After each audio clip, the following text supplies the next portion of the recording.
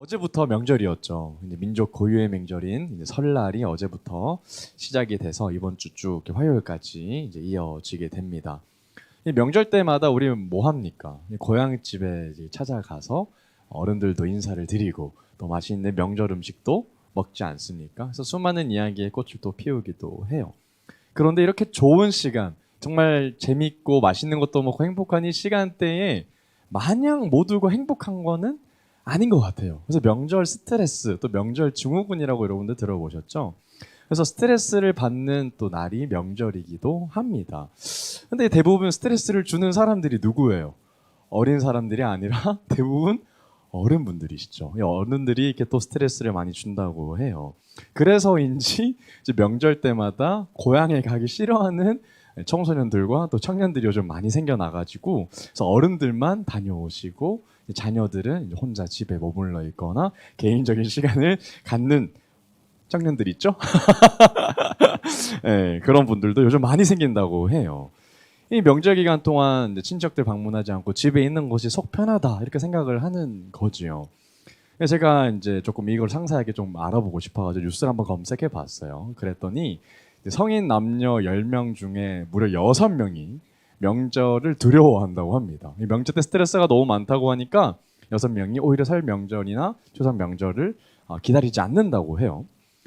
미혼자들은 첫 번째 가장 싫은 이유가 어른들의 잔소리가 듣기 싫어서 그걸 첫 번째 이유로 꼽았고요. 두 번째 이유는 나에게 근황을 묻는 과도한 관심이 싫어서 이걸 두 번째 이유로 뽑았대요.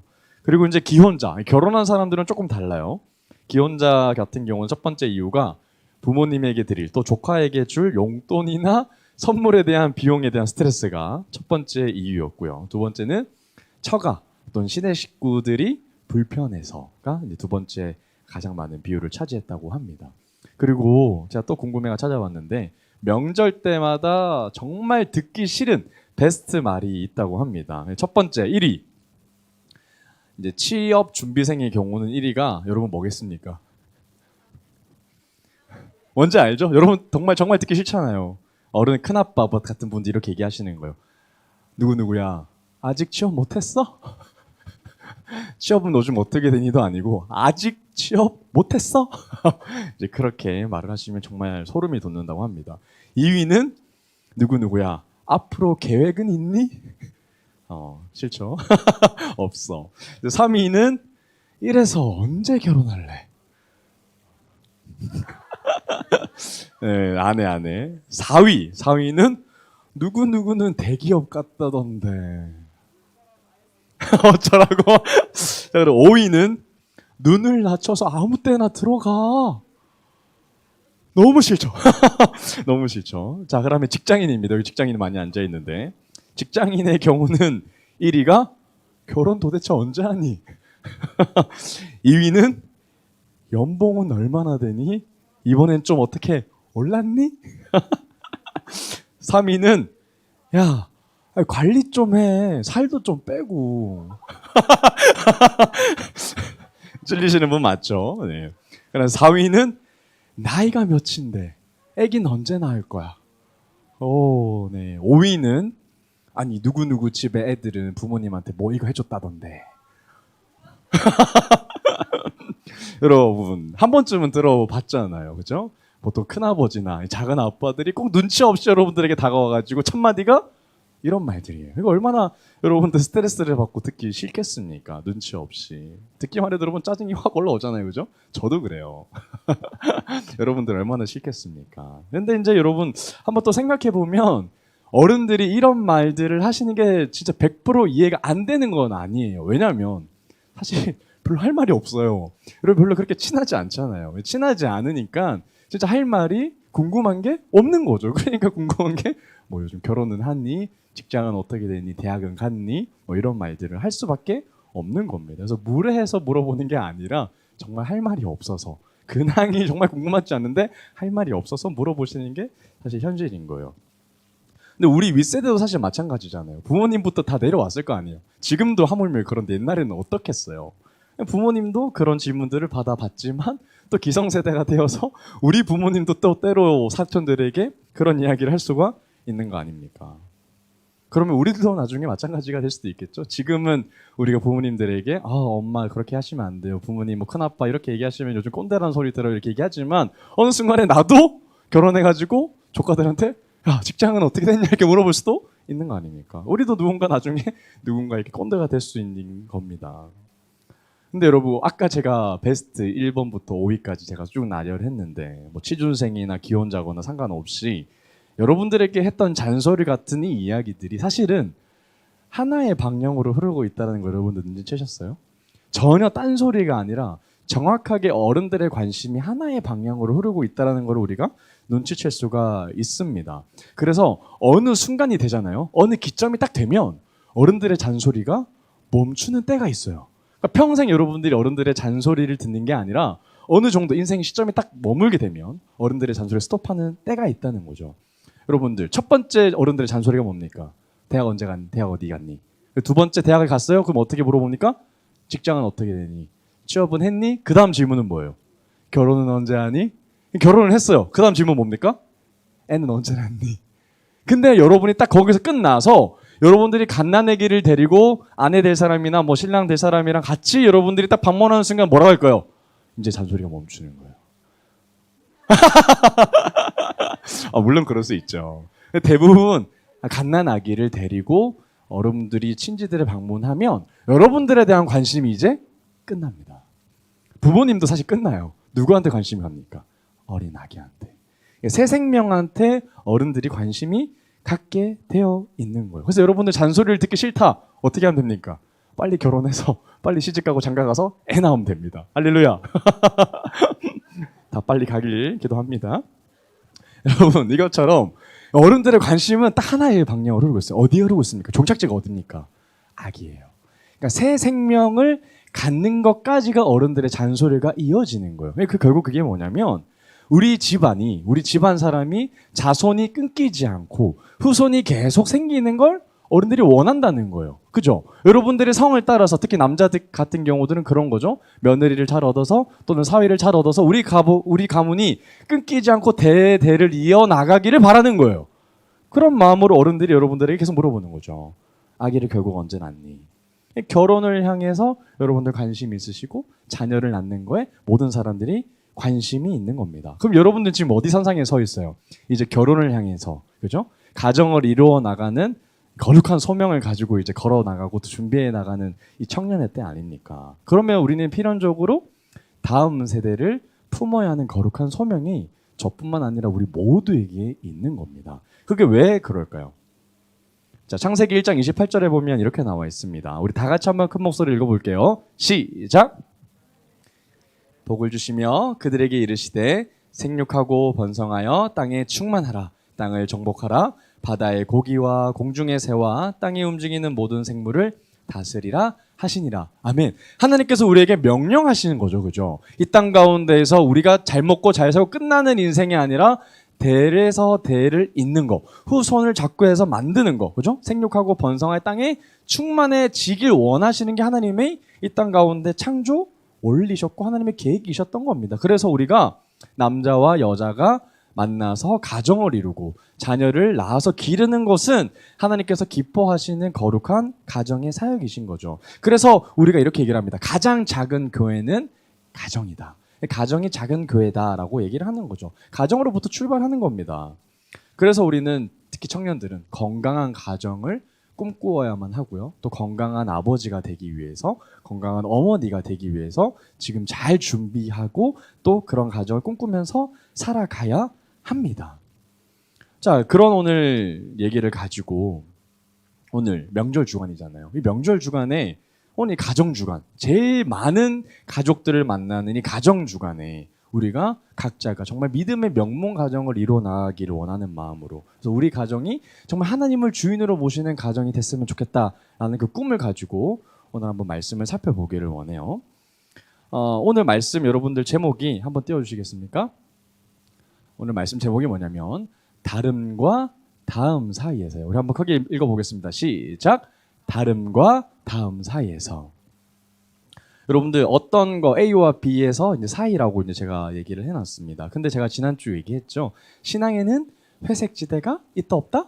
없어요. 둘 중 하나예요. A or B인 거죠. 그래서 우리는 지난주 말씀처럼 어느 한쪽으로 기울어지기 마련이기 때문에 오늘 말씀을 들으면서 내가 다름에 기울어져 있는 사람인지 아니면 다음에 기울어진 사람인지를 계속해서 돌아보면서 말씀을 또 듣고 또 이제 다름이 아니라 이제 다음으로 나아가는 그런 결단의 시간이 되기를 원합니다. 아멘. 다름이 아니라 다음이에요, 여러분. 제가 오늘 여러분들과 함께 나누었던 이 사사기 말씀, 그 사사기 말씀의 배경을 제가 잠깐 설명해 주면요. 하나님께서 이스라엘 백성을 선택하셨어요. 수많은 민족 가운데 특별히 이스라엘 백성들을 하나님께서 선택을 하셨어요. 근데 그 백성들이 당시에 이집트 노예 생활을 했지 않습니까? 그죠? 무려 400년 동안이나 어마어마한 기간 동안 이집트의 노예 생활을 했단 말이에요. 그런데 하나님께서 누구를 세우세요? 모세를 세우시잖아요. 그죠? 떨기나무에서 모세를 부르셔가지고 모세 선지자를 세워서 앞장 세우셔서 이스라엘 민족들을 이제 가나안, 새로운 하나님이 이제 적과 꿀이 흐르는 땅으로 이제 인도해 내신단 말이에요. 그런데 이제 모세는 가나안 땅으로 들어가기에 딱 앞서서 목전에 두고 이제 모세는 죽습니다. 그리고 새로운 젊은 지도자 누굽니까? 여호수아예요. 모세를 이은 뒤의 후계자가 바로 여호수아인데요. 여호수아가 이제 모세의 남은 소명을 이제 잘 완수하게 됩니다. 그 새로운 지도자인 여호수아가 이제 이스라엘 백성을 잘 이끌고 하나님께서 약속해 주신 땅, 젖과 꿀이 흐르는 땅 가나안 땅으로 이제 데리고 들어가는 거예요. 잘 들어갔어요. 성공적으로 잘 들어갔어요.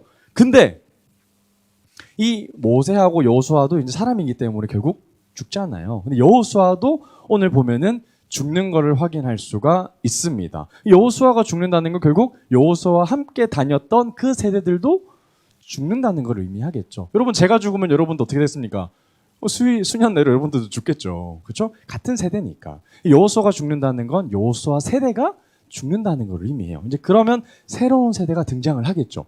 그런 배경 속에서 우리가 한번 말씀을 살펴보기를 원합니다. 사사기 1장 1절인데요. 제가 한번 읽어볼게요. 1장 1절에 뭐라고 나오냐면요. 여호수아가 죽은 후에 이스라엘 자손이 여호와께 여쭈어 이르되 우리 가운데 누가 먼저 올라가서 가나안 족속과 싸우리까라고 나와 있어요. 여러분, 누가 죽었대요? 사사기가 시작되는 딱 1장 1절에서 누가 죽었대요? 여호수아. 그러니까 이스라엘 백성의 지도자, 정말 스타였던 모세와 같은 사람이 이제 없는 거예요. 지도자가 사라졌어요, 여러분. 갑자기 여러분들 지도자가 사라지면 어떻게 될까요? 지금 한국에도 만약에 윤석열 대통령이 만약에 지금 죽는다면 국무총리가 대신해서 임무를 수행하겠지만 국가는 일시적으로 혼란에 처하게 될 겁니다. 그죠? 근데 이 당시도 정말 많은 사람들을 이끌었던 지도자였던 여호수아가 죽게 되면 백성들이 어떻게 될까요? 당연히 우왕좌왕할 거고요. 당연히 새로운 지도자가 세워지기 전까지는 과도기로서 조금 어지러운 상황이 있을 거예요. 자, 근데 그런 상황이 아니라 여호수아가 죽었는데도 불구하고 남아있는 사람들이 믿음을 잘 지키는 모습을 보여줘요. 이게 참 대단했던 거죠. 그래서 1장 1절에 보면 뭐라고 나와요? 여호수아가 죽었지만 죽은 후에 이스라엘 자손이 여호와께 여쭙는 거예요. 여호와께 물어보는 거예요. 근데 우리가 반응하는 정확한 예상 사실은 여호수아가 죽으면 이제 막 하나님 앞에 패역한 백성의 모습이 나와야 되는데 그렇지는 않아요. 그죠? 다행히도 이스라엘 백성들이 남아있던 여호수아 세대들은 믿음을 잘 지켰던 거죠. 그래서 여호수아가 죽어도 상관치 아니하고 그냥 여호와께 여쭙는 태도를 보이고 있는 거죠. 아주 흐뭇한 상황인 겁니다. 자, 근데 이 사람들이 뭐라고 물어봐요? 여호와께 나아가서 우리 가운데 누가 먼저 올라가서 가나안 족속과 싸울까요? 라고 지금 하나님께 물어보고 있는 거예요. 여러분, 그럼 첫 번째 퀘스천입니다. 가나안 족속이 왜 이스라엘 백성과 전쟁을 일으키고 싸워야 할까요? 왜 이스라엘 백성은 가나안 족속을 물리쳐야 할까요? 당시에 적과 꿀이 흐르는 땅인 가나안 땅에 아무도 살고 있지 않았던 건 아니었어요. 누가 살고 있었던 거예요. 토착민이 살고 있었는데 그 사람들이 가나안 족속이었어요. 그래서 하나님이 가나안 땅으로 인도하면서 그 땅에 있는 살고 있는 사람들을 쫓아내라라고 하나님이 명령을 하셨거든요, 모세에게. 그래서 이스라엘 백성들은 하나님의 명령에 순종하는 마음으로 거기 있는 가나안 족속들과 전쟁을 지금 일으키려고 하고 있는 거예요. 그래서 하나님, 전쟁을 일으키라고 하셨는데 그러면 누가, 어느 지파가 먼저 나아가서 선전포고를 할까요? 라고 지금 하나님께 겸손하게 물어보고 있는 태도인 거죠. 참 좋은, 아주 그리고 흐뭇한 믿음의 모습을 보여주고 있는 장면이에요. 그리고 오늘 본문에서 이제 이야기를 합니다. 2장 6절과 7절인데요. 전에 여호수아가 백성을 보내매 이스라엘 자손이 각기 그들의 기업으로 가서 땅을 차지하였고 정복 전쟁을 한다는 말이에요. 7절입니다. 백성이 여호수아가 사는 날 동안과 여호수아 뒤에 생존한 장로들 곧 여호와께서 이스라엘을 위하여 행하신 모든 큰 일을 본 자들이 사는 날 동안에 여호와를 섬겼더라라고 나와 있어요. 여러분, 그럼 앞에서 이야기했던 여호수아가 죽은 후에 여호와께 여쭈어 아랬던 사람들이 누군 겁니까? 여호수아 세대인 거죠. 그죠? 여호수아와 함께 여호와의 큰 일을 경험하고 봤던 사람들이었어요. 그 사람들이 사는 날 동안에는 어떻게 했다고요? 여호와를 잘 섬겼다는 거예요. 그러면 그 사람들이 죽기까지 하나님 앞에 불려가는 그날까지 여호와 앞에 정말 믿음의 태도를 잘 보여줬다는 거지요. 그죠? 근데 여러분, 뭔가 분위기가 딱 예상되지 않습니까? 전조 현상을 보여주고 있죠. 그럼 이 사람들이 죽고 난 뒤엔 어떻게 될까? 이 사람들이 죽고 나서 새로운 세대가 이제 일어날 텐데, 이제 등장을 할 텐데, 그 세대는 지금의 세대처럼 하나님을 잘 믿는 사람들일까? 아니면 다른 모습을 띠고 있을까를 우리가 궁금해하면서 예측할 수 있다는 거죠. 그죠? 우리 8절에서 10절 말씀입니다. 8절이 이렇게 나와 있어요. 여호와의 종 눈의 아들 여호수아가 110세의 죽음에 무리가 그의 기업에 경내 에브라임 산지 가하스산 북쪽 딥낫 헤레스에 장사하였고 10절입니다. 그 세대의 사람도 다 그 조상들에게 돌아갔고 그 후에 일어난 다른 세대는 여호와를 알지 못하며 여호와께서 이스라엘을 위하여 행하신 일도 알지 못하였더라. 여러분, 오늘 가장 중요한 핵심 구절이 바로 10절이에요. 10절. 여러분, 이제 여호수아가 죽었어요. 그죠? 여호와와 함께 했던 사람들도 다 조상들에게 돌아갔다고 나와 있어요. 여호수아와 함께 하나님을 경험했고 하나님이 우리에게 어떤 일들을 베푸셨는지 큰 일을 봤는지를 다 경험한 세대들이 어떻게 됐다고요? 이제 죽었어요. 이제 새로운 세대가 등장을 했죠. 그죠? 그 후에 일어난 다른 세대라고 나와 있어요. 여러분, 그 후에 일어난 다음 세대라고 기록되어 있는 게 아니라 다른 세대라고 나와 있어요. 근데 그 다른 세대를 뭐라고 설명해 놨냐고 보니까 첫 번째, 그 세대는 여호와를 알지 못한다. 첫 번째요. 여호와를 알지 못하는 얘들이 바로 다른 세대인 거예요. 두 번째, 이 다른 세대는 또 뭘 알지 못하는 거예요? 여호와께서 이스라엘을 위하여 행하신 일도 알지 못하는 거예요. 두 가지를 모르죠. 첫 번째, 하나님을 알지 못하고, 두 번째, 하나님이 우리를 위해서 행하신 일도 알지 못하는 거예요. 그러면 다른 세대인 거죠. 여러분, 그러면 다음 세대가 되려면 뭘 알아야 된다는 겁니까? 두 가지를 알아야 돼요. 첫 번째, 하나님을 알아야 되고, 두 번째, 하나님이 우리에게 어떤 일을 행하셨는지를 알아야 된다는 거예요. 여호수아 세대는 하나님을 잘 알았고 하나님이 우리에게 어떤 일을 행하셨는지를 잘 알았던 세대였지만 여호수아 다음에 일어난 세대는 하나님을 알지 못했고 하나님이 우리에게 어떤 일을 행하셨는지도 알지 못했던 세대였던 거예요. 그래서 이 세대를 뭐라고 지칭한다고요? 다른 세대. 다음 세대가 아니라 다른 세대라고 불려진 겁니다. 다른 세대. 이렇게 앞전 세대와 다르게 믿음을 보여주지 못한 이 다른 세대가 하는 행동이 바로 10절 그 다음 절에서 얘기하고 있어요. 11절입니다. 뭐라고 나와 있냐? 이스라엘 자손이 여호와의 목전에 악을 행하여 바알들을 섬기며. 여러분, 지금 이스라엘 자손이 어떤 세대라고 나와 있어요? 다르잖아요. 달라요. 여호수아와 달라요. 그런데 이 다른 세대가 하나님을 알지 못하고 하나님이 우리에게 행하신 일도 알지 못한 이 다른 세대가 바로 뭐합니까? 여호와의 목전에서 하나님이 보고 계시는 그 앞에서 뭐하고 있어요? 악을 행하고 바알들을 섬긴다는 거예요. 이방신들이에요. 이방신들을 섬긴다는 겁니다. 여러분 한번 상상해 보세요. 여러분들이 사랑하는 배우자나 사랑하는 애인이 여러분들 보는 앞에서 다른 사람을 사랑한다고 생각해 봐요. 우리는 모두 다 주의 신부예요. 주님을 기다리는 신부인데 주님을 버리고 다른 세상의 신랑을 찾아서 쫓아다니는 신부의 모습을 우리 가운데 띄고 있다면 하나님 얼마나 비참하시겠어요. 우리가 보고 있는 그 현실 앞에서 다른 사람의 손을 잡고 있는 내가 사랑하는 사람을 본다는 거. 여러분 정말 쉽지 않은 일이거든요. 나를 버리고 하나님을 버리고 바알들을 섬긴다는 거예요. 이방신들을. 성경은 계속해서 다른 세대를 고발하고 있습니다. 12절입니다. 우리 12절 우리 큰 목소리로 한번 같이 읽어봅니다. 시작. 그들을 인도하여 내신 그들의 조상들의 하나님 여호와를 버리고 다른 신들 곧 그들의 주위에 있는 백성의 신들을 따라 그들에게 절하여 여호와를 진노하시게 하였으되. 여러분들, 지금 이 이스라엘 백성들, 특히 이 다른 세대라고 규정된 이 새로운 세대는 지금 하나님을 버렸다고 나와 있어요. 그죠? 이방 신들을 사랑하고 있어요. 특히 바알을 사랑하고 있어요. 여러분, 지난주 말씀 기억나죠? 땅에 보물을 쌓아두지 말라 그랬잖아요. 그러면서 뭐라고 했어요?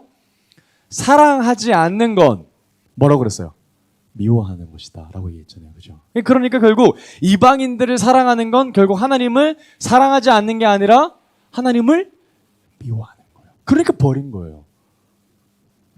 하나님을 사랑함으로 이방신들을 미워해야 되는 이스라엘 백성들이 정작 하나님을 미워하는 것이 된 거죠. 하나님을 버리게 된 거예요. 그래서 하나님이 진노 안 하셨겠어요, 여러분들? 얼마나 이스라엘 백성들을 하나님께 사랑하시고 아끼시는데요. 그런데 그 백성들이 하나님을 눈앞에서 버려버린 거예요. 그리고 이방신들인 바알, 그리고 아스다롯까지 섬기고 사랑하는 것까지 나아갑니다. 그리고 그 앞에 절까지 해요. 순종한다는 거죠. 내가 종으로서 당신이 나의 주인입니다를 고백하는 현장, 정말 그 악을 행하는 것이 이 다른 세대라는 겁니다. 13절입니다. 13절에 뭐라고 나와 있냐면 곧 그들이, 다른 세대들이 여호와를 버리고 바알과 아스다롯을 섬겼다. 그들을 주인으로 모셨다. 그들을 잡았다. 이런 표현까지 될 수 있겠습니다. 여러분, 여기서 한번 중요한 포인트가 있어요. 여러분, 섬기고 나서 여호와를 버린 게 아니에요. 뭐부터 합니까? 섬기기 전에 뭐부터 해요? 여호와를 버리는 게 선행이 돼요. 다시 한번 그 구절 띄워주시겠어요? 13절. 섬기기 전에 뭘 한다고요? 버린다고요. 버리는 게 먼저예요. 그러니까 여러분, 우리가 양손으로 한쪽은 하나님의 손을 잡고 한쪽은 바알과 아스다롯을 잡는 사람이 아니라 우린 한 손밖에 없는 거죠. 그러니까 내가 다른 사람의 손을 잡는다는 건 먼저 뭘 놔야 된다는 거예요. 내가 잡고 있는, 그리고 나를 잡아주시는 하나님의 손을 먼저 뿌리치는 거예요. 그게 먼저 선행이 되는 거예요. 그리고 나서 세상의 신들인 바알과 아스다롯의 손을 잡는 거예요. 둘 중 하나인 거죠. 내가 손을 잡고 있는 거는 하나님이든지 아니면 바알과 아스다롯이든지. 그러니까 세상의 손을 잡든지 하나님의 손을 잡든지 둘 중 하나인 거. 절대 중간은 없어요, 여러분. 그럼 누구 손을 잡고 있나요? 그걸 한번 기억해야 되는 거죠. 그런데 이 다른 세대는 분명 여호와를 버리고 내가 잡고 있던 여호와의 손을 뿌리치고 바알과 아스다롯 손을 잡고 있는 겁니다. 여러분들, 이게 진짜 여러분 진짜처럼 한번 생각해봐요. 눈에 보이지 않는 하나님이 아니라 나를 손잡고 계시는 그 하나님의 손을 여러분들 눈으로 보고 있는데 뿌리칠 수 있어요, 여러분? 하나님 잠깐만요. 잠깐, 금방 돌아올게요. 잠깐만 하고 여러분 세상에 가서 손을 내밀 수 있습니까? 눈에 보이지 않으니까 그렇게 하는 거예요. 내가 눈으로 하나님의 손을 직접 보이지 않는다고 생각을 하니까 너무나도 쉽게 우리는 하나님의 손을 버려버리는 거예요. 뿌리쳐 버리는 거죠. 여러분, 그러면 이 신들 바알과 아스다롯, 세상의 이방 신들이 갑자기 어디서 튀어나온 걸까요? 갑자기 어디서 튀어나온지 여러분 아십니까? 바알과 아스다롯 이방 신들이거든요. 왜 갑자기 이방 신들이 이 이스라엘 백성들에게 갑자기 침투가 딱 됐을까요? 여러분들, 하나님이 가나안 민족들에게 명령하신 말씀이 있어요. 이스라엘 백성들에게 가나안을 정복할 때 가나안 민족들을 다 내쫓으라는 명령을 했던 거 기억나시죠? 그죠? 그런데 이스라엘 백성들이 100% 순종하지 않아요. 그러니까 100% 가나안 땅에서 가나안 토착민들인 가나안 족속을 다 내보내지 않고 전쟁을 하다가 조금 어려우면 남겨두고요. 조금 뭔가 이득이 될 것 같으면 조금 남겨놔요. 거기에 남겨진 사람들이 상당수 있습니다. 우리 사사기 1장 27절에서 28절 한번 보면 이렇게 나와 있어요. 므낫세가 베스안과 그에 딸린 마을들의 주민과 다낙과 그에 딸린 마을들의 주민과 돌 마을들의 주민들을 쫓아내지 돌과 그에 딸린 마을들의 주민과 이블르함과 그에 딸린 마을들의 주민과 무깃도와 그에 딸린 마을들의 주민들을 쫓아내지 못하매 가나안 족속이 결심하고 그 땅에 거주하였더니 이스라엘이 강성한 후에야 가나안 족속에게 노역을 시켰고 다 쫓아내지 아니하였더라. 여러분 이게 지금 므낫세 지파의 한정적인 이야기예요. 그 밑으로부터 지파 쫙 나와 있어요. 누구 지파는 누구를 안 쫓아냈고 누구 지파는 누구를 쫓아내지 않고 다 철저하게 한 사람도 빠지지 않고 기록하고 있어요. 쫓아내지 않았던 거죠. 하나님의 말씀에 100% 순종하지 않았어요. 가나안 족속들과 함께 동고동락을 하면서 지냈던 거예요. 왜 그러셨을까요, 하나님이? 왜 하나님이 이들에게 다 쫓아내라는 명령을 내셨을까요? 가나안 족속이 이런 생각을 합니다. 가나안 족속이 20절에 보면 가나안 족속이 결심하고 그 땅에 거주하였더니라는 표현이 나와요. 결심하다. 내가 이 땅에 살기로 결심한 거죠. 그죠? 이스라엘 백성들이 우리를 쫓아내려고 하지만 우리는 쫓아내짐을 당하지 아니하고 반드시 이 땅 가운데 우리가 살아내고야 말 거야 라고 가나안 족속들이 마음을 먹었다는 거예요. 대놓고 버티기 작전이 들어간 거예요. 그죠? 그랬더니 이 이스라엘 백성들이 쫓아내기가 힘들었던 거예요. 너무 전쟁을 격렬하게 버티니까. 근데 처음에는 그럴 수 있어요. 처음에는 쫓아내기가 힘들면 나중에 우리가 조금 힘을 키워가지고 우리가 힘이 됐을 때 쫓아내야지 이런 생각할 수 있단 말이에요. 근데 28절에 보면 뭐라 그래요? 이제 이스라엘의 힘이 강해졌어요. 언제든지 이들을 쫓아낼 수 있지만 쫓아냅니까? 안 냅니까? 안 내요. 왜요? 그들에게 뭘 시킵니까? 노역을 시켜요. 노예로 부린다는 거예요. 여러분 노예가 어떤 존재예요? 재산이에요. 재산. 내가 해야 될 일들을 하지 않아도 돼요. 대신하는 거죠. 그죠? 얼마나 편했겠어요. 얼마나 재화의 가치가 많았겠습니까? 그러니까 이스라엘 백성들이 가만 생각해 봤던 거죠. 아 이제 우리를 전쟁으로 이길 수는 없는 힘이 약한 존재들이니까 얘들을 노예로 만들면 우리가 얘들을 쫓아내지 않고 우리가 돈을 벌 수 있겠구나. 타협했고 협상했던 거죠. 하나님의 말씀을 잘 순종하지 않고 자기들 멋대로 자기들에게 이익이 되니까 자기 멋대로 한 거예요. 그런데 이 가나안 족속들이 좀처럼 붙어 있었던 거예요. 좀. 여러분의 지난주 말씀은 좀이 어떤 역할을 한다 그랬어요? 갉아먹는 거예요. 누구를? 우리를. 갉아먹는 거예요. 가나안 족속이 좀이 되어서 이스라엘 백성들을 갉아먹었던 거예요. 그래서 27절, 28절에 보면 이렇게 계속 나온단 말이에요. 므낫세 지파가 누구를 전쟁에 쫓아내지 않았다, 계속 쫓아내지 않았다고 나와 있는데 결국은 거기에 남아있던 사람들, 버티기 작전에 들어갔던 가나안 족속들이 결국은 이스라엘 발목을 잡는 올모가 되는 거예요. 12절입니다. 애굽 땅에서 그들을 인도하여 내신 그들의 조상들의 하나님 여호와를 버리고 다른 신들, 곧 누구를 따라? 그들의 주위에 있는 백성의 신들을 따라 같이 살았던 가나안 족속들이 섬기는 신을 따라갔던 거예요. 하나님이 이걸 미리 아셨던 거죠. 이방 신들을 따라갈 거를 너무 걱정하셔서 그래서 미리 다 쫓아내길 원하셨던 겁니다. 그런데 이스라엘 백성들은 하나님의 말씀을 순종하지 않고 그들을 따라갔던 거예요. 여러분 이게 왜 따라갔냐면 당시 바알과 아스다롯은 풍요와 다산의 상징이었어요. 그러니까 이방 신들을 섬기고 있는 가나안 백성들을 보니까 저 신들을 섬기면 정말 우리에게 돈을 가져다 주고 다산을 가져다 준다고 사람들이 믿는 거예요. 그러니까 이스라엘 백성들이 혹한 거죠. 그냥 저 사람들이 믿는 신들만 우리가 받아들이기만 하면 우리 집안도 일으킬 수가 있고 돈도 준다고 하고 우리 가정에게 후손도 많이 준다고 하니까 좋은 게 좋은 거예요. 그래서 하나님도 믿고 이방 신들을 믿다가 이제 이방 신들만을 따라가기로 했던 거예요. 그래서 하나님을 버린 거죠.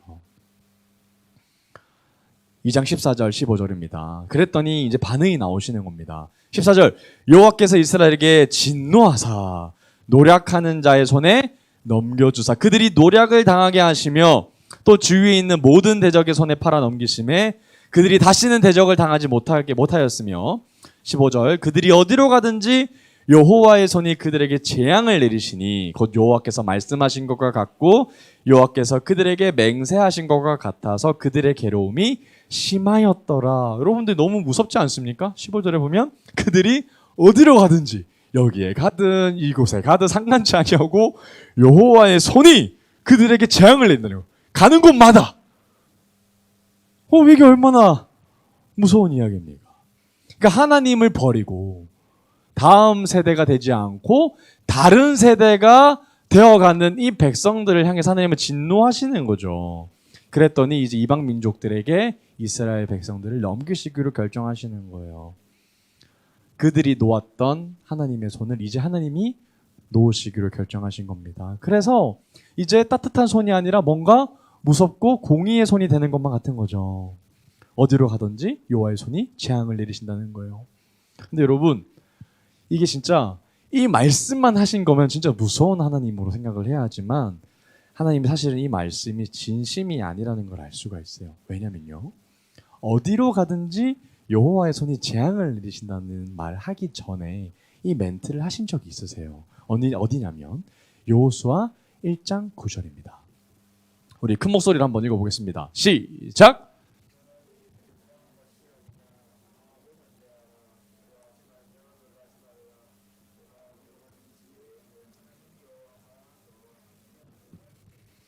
이 말씀을 먼저 하셨던 거예요. 그러니까 네가 어디로 가든지 나 여호와가 너를 항상 지켜주고 보호해줄 거야. 먹여줄 거야.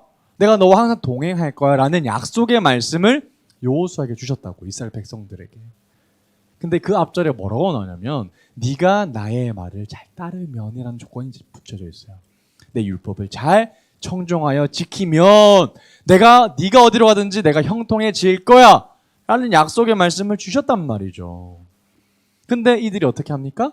율법을 지키기는커녕 하나님을 배신하고 배반해서 이방신들의 손을 붙잡는 이 패역한 모습을 가지고 있는 거죠. 그러니까 하나님은 이 말씀을 다시 한 번 더 가지고 오면서 너희들 기억해. 네가 율법만 잘 지키면, 내 말만 잘 지키면 네가 어디로 가든지 내가 형통하게 해준다고 하지 않았니? 그러니까 너희들이 율법을 지키지 않았으니, 나 앞에서, 내 목전 앞에서 너희들이 배신했으니 이제는 네가 어디로 가든지 나는 너희들을 증오할 거야 라는 말인 거죠. 언제까지 증오하시고 재앙을 내리신다는 겁니까? 다시 돌아올 때까지. 다른 세대에서 다음 세대로 돌아올 때까지. 여러분, 그들은 하나님이 보시는 앞에서 악을 행했기 때문에 죽을 수밖에 없어요. 진짜 하나님이 보시는 앞에서 바람을 피고 이방신들의 손을 잡았으니까 죽을 수밖에 없는 거죠. 그런데 하나님은 그 자리에서 쓸어버리지 않아요. 이 땅 가운데서 이들을 바로 즉시 멸하지 않으신단 말이죠. 이유는 딱 한 가지밖에 없습니다. 뭡니까? 그럼에도 불구하고 다시 돌아오라. 다시 돌아오라.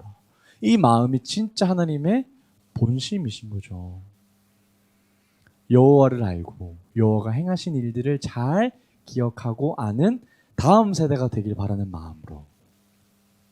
16절에서 18절입니다. 여호와께서 사사들을 세우사 노략자의 손에서 그들을 구원하게 하셨으나 그들이 그 사사들에게도 순종하지 아니하고 오히려 다른 신들을 따라가 음행하며 그들에게 절하고 여호와의 명령을 순종하던 그들의 조상들이 행하던 길에서 속히 치우쳐 떠나서 그와 같이 행하지 아니하였더라. 여호와께서 그들을 위하여 사사들을 세우실 때에는 그 사사와 함께 하셨고 그 사사가 사는 날 동안에는 여호와께서 그들을 대적의 손에서 구원하셨으니 이는 그들이 대적에게 압박과 괴롭게 함을 받아 슬피 부르짖음으로 여호와께서 뜻을 돌이키셨음이거늘이라고 나와 있어요. 그러니까 하나님이 이스라엘 백성들을 다른 이방 민족들에게 넘기신단 말이에요. 그런데 완전히 멸하시지 않고 이들을 지키기 위해서 누구를 세웁니까? 사사들을 세우시는 거예요. 사사. 이들을 구원할 사사들을 세우시는 거예요. 그런데 이 사사들이 살아있을 때까지 하나님이 함께 해주세요. 근데 사사들이 죽고 나면 이스라엘 백성들이 어떻게 합니까? 바로 돌이키거든요. 사사들이 있을 때는 하나님을 잘 믿고 따르지만 사사들이 죽고 나면 다시 패역한 다른 세대를 보여요. 사사기는 그 역사의 반복입니다. 하나님은 끊임없이 돌아오라고 말씀하시는 거예요. 돌아오라. 다른 세대가 되지 말고 다음 세대가 되어라. 그 마음으로 계속해서 하나님은 우리를 부르시고 계시는 거예요. 그러면 여러분, 사랑하는 여러분, 여러분들은 이 자리 가운데 서 있는데 여러분은 그러면 다른 세대입니까? 아니면 다음 세대입니까? 영어로 표현하면 뭡니까? different generation인가요? 아니면 next generation인가요? 여러분, 다른 세대가 아니라 다음 세대가 되기 위해서는 두 가지를 기억해야 된다 그래서 첫 번째 뭡니까? 하나님을 아는 거예요. 하나님을 아는 거. 두 번째는 뭘 알아야 된다고요?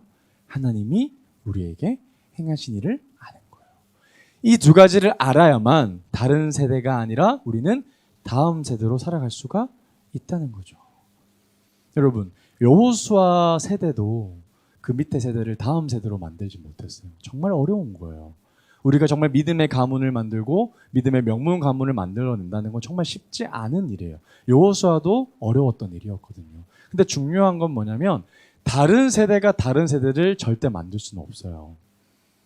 다음 세대만이 다른 세대가 아니라 다음 세대를 만들 수 있는 유일한 소망의 세대인 거죠. 그렇기 때문에 우리는 먼저 우리가 다른 세대가 아니라 다음 세대가 되어야 되는 거룩한 소명이 우리 가운데 있는 겁니다. 디퍼런트가 아니라 넥스트 제너레이션이 되어야 되는 이유가 바로 여기 있는 거예요. 그래서 여러분들이 먼저 다음 세대가 되어서 여러분들을 통해서 수많은 다음 세대가 또 나와야 하는 임무를 여러분들이 가지고 있는 거죠.